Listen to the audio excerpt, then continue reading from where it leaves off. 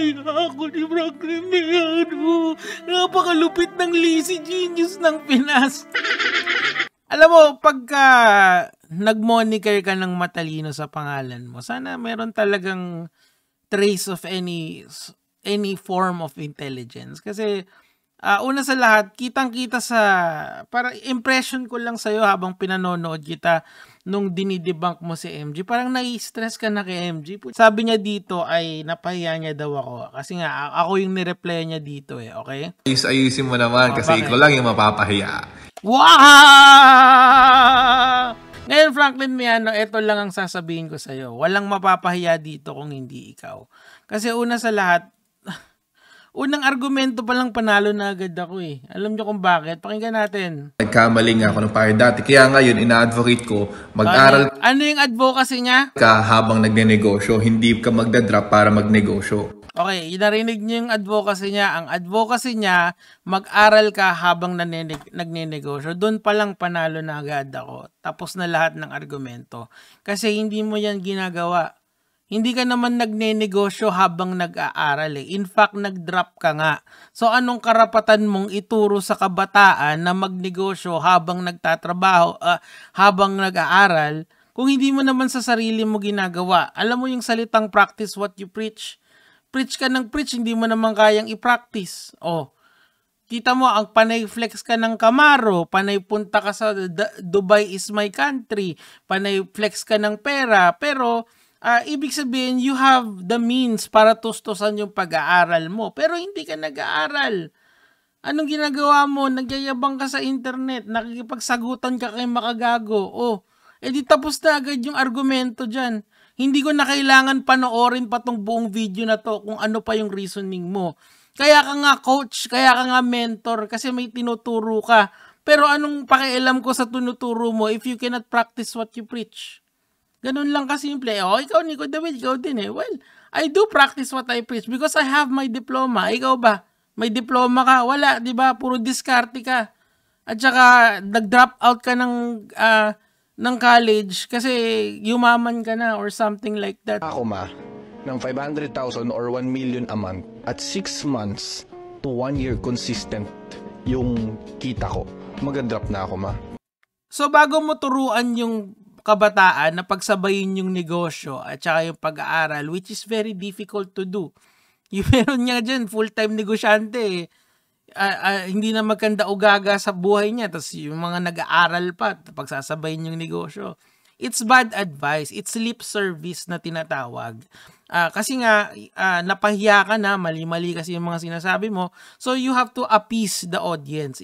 Pero ikaw sa sarili mo, hindi ka naniniwala dyan sa sinasabi mo. Paano ko alam? Kasi kung naniniwala ka sa sinasabi mo, sana sinunod mo yung tatay at nanay mo at tinuloy mo yung pag-aaral mo. Sana nung nagkapera ka ng malaki, tinuloy mo ng third year at saka yung fourth year mo. Di ba? Sabi mo, drop out ka ng second year. Tapos, pinasaya mo yung tatay mong abogado at nag-abogado ka din. Pero fact of the matter is, hindi mo ginawa lahat yon. At nandyan ka pa rin at nag-hustle ka or nag-grind ka dyan sa MSB na yan. See? Di tapos na yung argumento. Di ba? Hindi ko na kailangan panoorin, hindi na kita kailangan pakinggan. Kasi why would I listen to someone na hindi niya kayang sundin yung sarili niyang advice? Why? Sino ka? Para pagsayangan ko pa ng oras na pakinggan lahat ng mga sinasabi mo if you yourself cannot follow your advice. Magkano magbakasyon sa Dubai at magkano mag-enroll sa school? Di ba mas mura yung eskwela? By far. Kasi yung eskwela na yon isang semester yon, 4 na buwan, 3 buwan mong bubunuin yon. Yung Dubai, isang araw lang yon. Pero yung matututunan mo sa eskwelahan, habang buhay yon. Yung sa Dubai, pwede mo lang i-flex sa vlog yon. O, di ba? Miski si MG na babasag ka dun sa ganong klaseng angulo.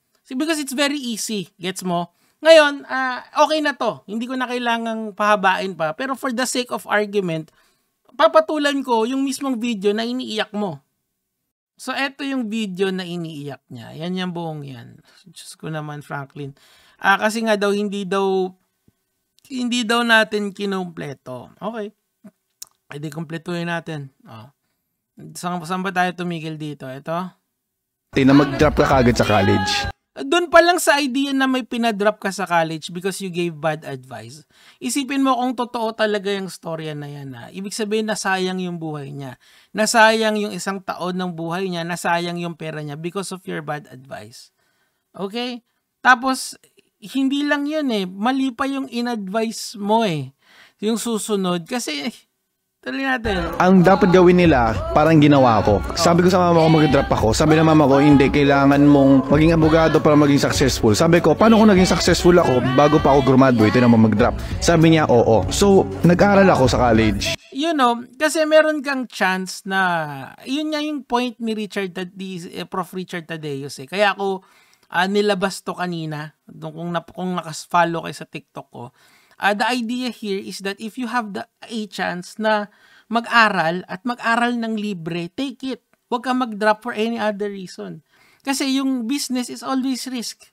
Sino paniniwalaan ko about sa business? Franklin Miano, ikaw na napaka-inconsistent sa simpleng advice, or etong professor na to na bukod sa maraming negosyo, nagtuturo siya at nagta-travel nang hindi niya kailangang i-flex kung magkano yung kinikita niya, nasabihin sa akin na business is always risk. Mas maganda, may laman niyang utak mo, may diploma ka, just in case na worst comes to worst, may fallback ka. Hindi ka magda-drop for any other reason. Ang point kasi nito, Franklin Miano, may mai-encourage na gayahin ka. Kasi, whether you like it or not, basta may following ka sa social media, you are already an influencer. You have influence over people. Di ba nga?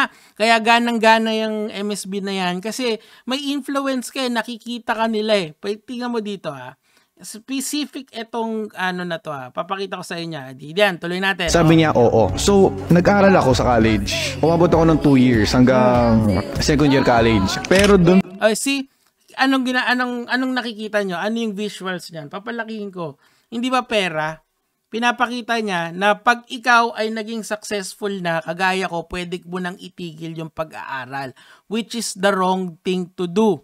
Why would you stop something na libre mong nakukuha at yung ibang tao would just dream of having nabigyan ng na mag-aral sila, 'di ba? Yung iba hindi nakakapag-aral, bro. Ikaw, libre, abogado pa. Para maging, alam mo ba kung magkano law school ngayon? Mahal yan Pero the fact of the matter is, yung sinasabi mo ngayon is just lip service.